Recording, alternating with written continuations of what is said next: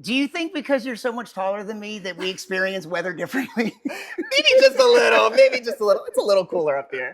Hi, I'm Brian Malow, and we are at the 75th annual Lindau Nobel Laureate Meeting in beautiful Lindau, Germany, which is a medieval island on Lake Constance in southern Germany. And every year, a group of Nobel laureates and young scientists descend upon this island for an incredible week of mentorship, but also picnics and social events. And this year, because it's the 75th anniversary, we have about 70 Nobel laureates, which I think is unprecedented, and about 600 young scientists from nearly 90 countries. And I'm talking to one right now, Benjamin Fellman. Yes, yes. And from the United States, in fact, Oklahoma, Norman, Oklahoma. Norman, Oklahoma. What is it? The University of Oklahoma. And you're a meteorologist. I am. So. Do you want to be a weatherman? Not exactly. I love studying the weather. I'm going to be talking a little bit about that, but I'm not sure if you'll see me on TV one day. No. We'll see. But you are interested in talking to the public. I am. So as a meteorologist, one of the biggest things that I really like doing is understanding the ways in which we communicate forecast information. So meteorologists, we put out all of this forecast information, could be a chance for tornadoes. It could be, these heat waves that we've been experiencing here in Europe. What I'm really interested in understanding is how do we communicate that information to members of the public, to other, users of this information, such as emergency managers. Our forecast can be perfect, but if no one's using that information, what good does that information do? We want people to be what we call informed decision makers, taking that forecast information and using it for beneficial decision making. Excellent. Well, let me ask you a little about you. Where are you from originally? Yeah, so I grew up in Rockville, Maryland, which is a suburb just outside of Washington, D.C. So I am an East Coaster by blood. And then I did my undergraduate studies at a smaller school in Pennsylvania called Millersville University, just outside of Lancaster, Pennsylvania. And then I found myself moving halfway across the country to Norman, Oklahoma to start my graduate studies. And I've been there for about 5 years. And even earlier, did you always know that you wanted to go into science? Not just science, but meteorology specifically. From the time that I was 3 or 4 years old, even with my grandparents at their house on Kent Island, just off the Chesapeake Bay in Maryland, I loved the weather. I was obsessed with it to the point where I knew that I drove my family crazy with it. And it wasn't really until high school when I had a conversation with my mom and she was like, Ben, you know that you can study the weather, right? And I said, well, what do you mean?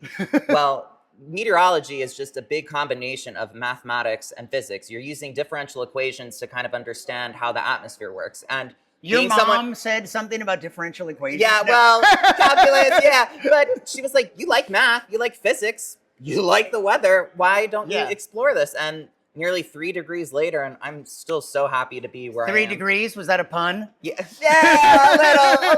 a little. Hey, so when you say you like the weather, you don't like nice weather. Does that mean you like nice weather, like a pleasant sunny day, or do you like weather, like hurricanes, tornado? You live in tornado territory. Yeah, I do. So is that what you mean what do you mean when you say you like the weather? I like studying the weather. I don't know if I necessarily love experiencing it. So right. I've been in You're not a storm chaser. So I've been in Oklahoma for 5 years. I have never once gone storm chasing. Now, needless to say, the tornadoes still chase me. I've been within a tornado several occasions, but no, I'm not really much of a storm chaser. I like making sure my friends and I are all protected from those storms. I don't need to be putting myself out there to try to get the pictures and stuff. But that's probably smart. Yeah, but there are plenty of people, though, that are doing that to collect data, to be able to, better understand how tornadoes form, what causes them to dissipate. So there is some really important research for that. It's just not my cup of tea. Excellent. And so you're a PhD student? Where are you? How much longer do you have to go? Yeah, so I just finished the 3rd year of my PhD program, so 5 years of graduate school. It is kind of crazy that it's come and gone that quickly. Yeah. So I have just under a year left of my graduate studies before trying to figure out what I'm going to be doing next. Yeah, what happens next? Well, I can't get another degree. It kind of stops at the PhD, doesn't? So I can't go for the 4th. But I'm really interested in pursuing a postdoctoral fellowship. I really think that academia, I think, is the place where I want to be. I found that I have a love for research.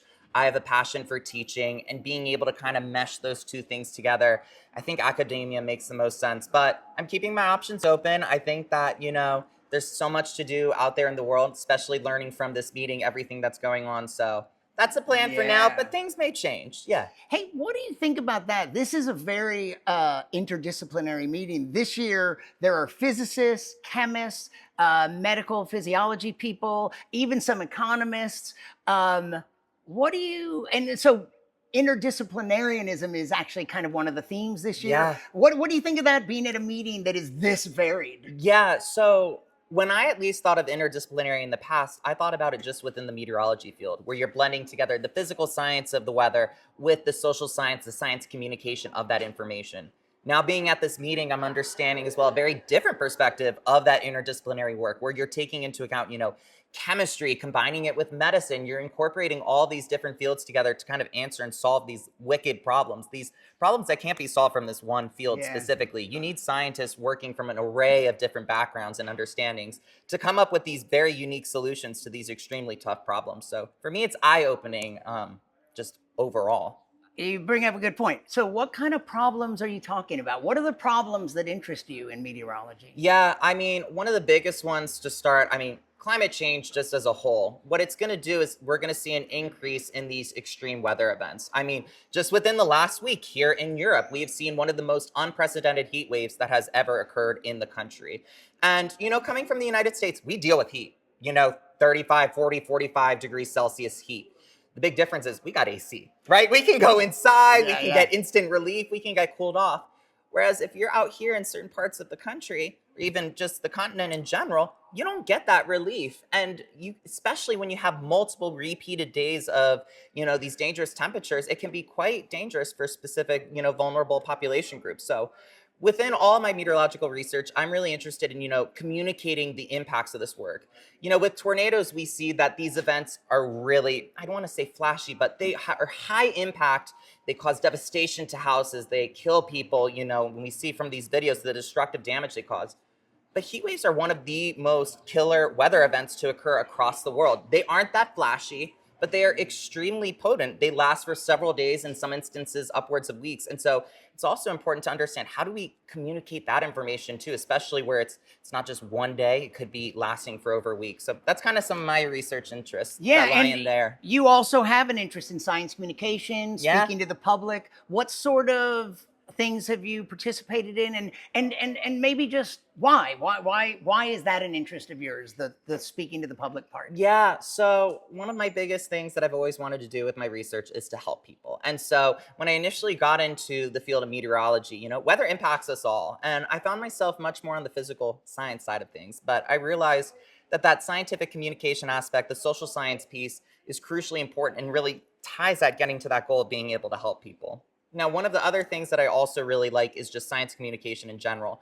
One of the things that I've been able to do is at our American Meteorological Society conferences. We have a student conference which allows 700 to 800 students for a weekend participate in an entirely student-led conference.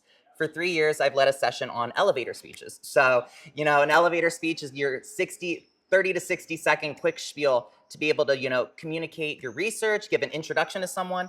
We want to be able to teach, the next generation of scientists, not just how to, talk about the research to a very technical setting. We also want them to be able to talk about it with anyone. And so one of the things we do during the session is, how do you communicate your work to a variety of different audiences? Because at the end of the day, while it's great if we can communicate our work to scientists, it's incredibly important we can also communicate that information to members of the public, to other groups who may not know the specific jargon or technical terms that exist. So yeah, just a little bit about my love for science communication. Do you think because you're so much taller than me that we experience weather differently? Maybe just a little, It's a little cooler up here. So we're here at the 75th annual Lindau Nobel Laureate Meeting. Yeah. And so I know that it just started. Yesterday was a partial day with the opening ceremony, and today is really the first day of the full meeting. So I'll ask you in a moment about some impressions you've already had, but how about stepping back? And some people that are watching might be considering applying for the meeting. Yeah. So tell me a little something about the process that led up to you being here. It's kind of insane to think about it. It started with a forwarded email from the director of my cooperative institute. There is an email of someone who participated in this meeting years past. You may want to look into it. I went to my research advisor, Harold. I said, Harold, have you heard of this? And he said, No, you should apply for it though. And so we did an open application. I was initially accepted in. We finalized the application in November, heard back in March, and it was just like oh, what did I get myself into type thing. But what was really exciting too is, as a fellow of Texas A&M, they brought us out there in April. And what that allowed us to do was to meet all of these other students from the United States who are participating in the meeting. So for me, it was really exciting initially coming in because I had 30 to 35 of these friends that I already made through this wonderful experience at Texas A&M. And it made it just, going in like, oh, I know these familiar faces. I already recognize some of these people. And it's just added to that experience of, the excitement. Of course, there's the nerves that come with it, but they've been mostly alleviated up until this point. And did you have some anticipation? What were you, without being here and really knowing what it was going to be like, what were you expecting or hoping for? Any laureates that you hoped to meet? Yeah, I don't really know if I had any expectations for it, especially coming in with more of that atmospheric physics background. I wasn't really sure how I would fit into that meeting, but I can already tell from the discussions of climate change, extreme weather events, that my background and discipline hopefully is going to be very relevant for some of these conversations that come in. But I'm really excited to chat with a few of these Nobel laureates specifically. I know that Dr. Stephen Chu, someone who was the Secretary of Energy for the United States, I'm sure that he has some connections to atmospheric science, meteorological work. It'll be really exciting to kind of pick his brain. I'll be doing one of the laureate lunches tomorrow and getting the chance to chat with him. I will also I'm fortunate enough to be serving on a panel discussion with Randy Sheckman. And so I'm really excited to also get the chance, to talk to him a little bit, hear his perspectives. I mean, hopefully provide some additional thoughts as well for this panel discussion that we'll be having on Thursday morning. And have you, again, it's very early in the meeting, but have you had any highlights, anything interesting that's happened already? I will say, the Young Scientist Dinner, that first chance to really get to meet everyone, I think everyone who's here at this meeting is coming in a very similar boat. We're all a little nervous. We're all so excited to learn about each other's work, each other's research. And so I think more than anything, just like the inviting, exciting, yet nervous energy has been my favorite part of it thus far. I think that's going to change, especially as we move in throughout the week, do a little bit more of these different sessions. But more than anything, I just think it's this like curiosity and excitement. Yeah. What about, do you have any message for anyone who might be watching that is considering attending? Yeah. Apply for it. You never know what's going to happen. I mean, I applied for this just thinking, what's the worst that can happen? The worst that can happen is they say, no, try again another year.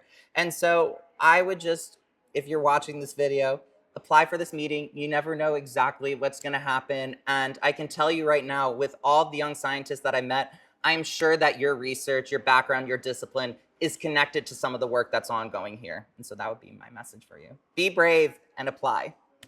Excellent. And do you have any social media presence that you want to share? Or? Yeah, I mean, I have an Instagram account at Ben Fellman, Fellman. Also happy to connect on LinkedIn if you may have any questions about the application process, what I went through, running through the open application, and I'd be happy to connect. And if you want to talk about weather, I'm always happy to do so as well. Thank you very much, Ben Fellman. And we'll be back with more interviews from the 75th Lindau Nobel Laureate Meeting. Thanks, Brian.